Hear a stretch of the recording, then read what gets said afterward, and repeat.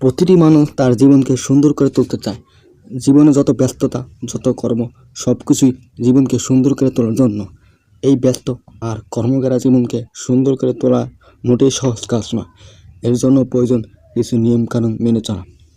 আমি আমার এই ভিডিওতে আজকে সেরকম কিছু টিপস নিয়ে আলোচনা করব।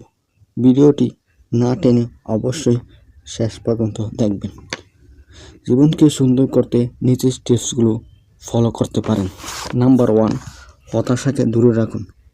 যে কোনো কাজে সফল না হলে হতাশ হয়ে পড়বেন না। এতে আপনার স্বাভাবিক জীবনযাপন ক্ষতিগ্রস্ত হতে পারে।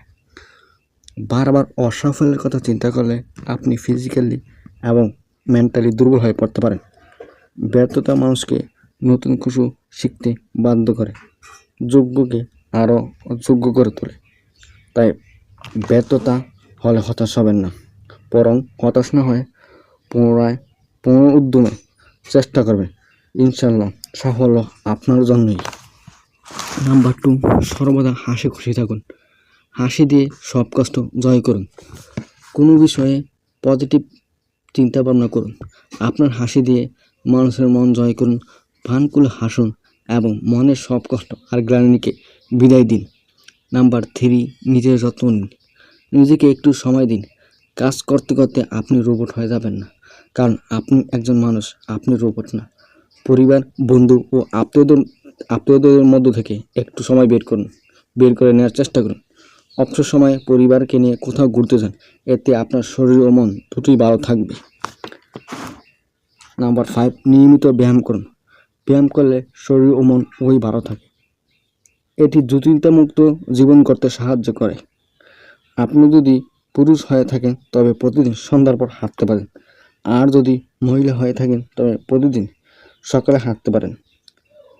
কোনো এক গবেষণায় দেখা গিয়েছে যে পুরুষদের জন্য সন্ধ্যার পর ও নারীদের জন্য সকালে হাঁটা উত্তম। আপনি পারলে নামাজ ও ইয়োগাও করতে পারেন। নাম্বার 6, অফে ঘুরতে বেড়ান। আপনি যা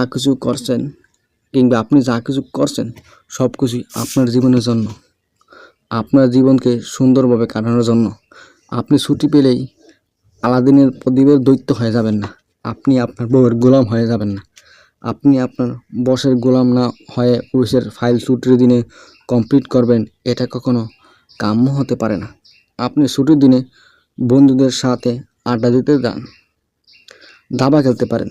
বন্ধুদের নিয়ে ছোটোবেলায় আপনি যেখানে বেড়ে উঠেছেন সেখানে ঘুরে বেড়াতে পারেন। এতে আপনার মেমরি ফ্রেশ হবে এবং বন্ধুত্ব আরও গাঢ় হবে। ধন্যবাদ সকলকে। আমার চ্যানেলটি অবশ্যই সাবস্ক্রাইব করবেন। পরবর্তী আপডেটের জন্য আমাদের সাথেই থাকুন।